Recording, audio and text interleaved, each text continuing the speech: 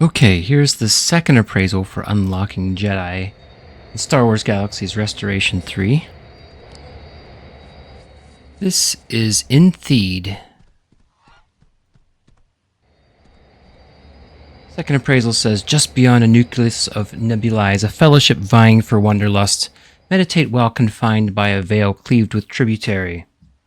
As it certainly makes a marvelous sight and will be what brings your light. Singleton Association was of preference for this egalitarian would disregarded by its infamous celebutante of origin. Where the trees see the zenith, meditating upon this apogee will bring you a vista and peace that comes with this observation. Okay. Here's our meditate.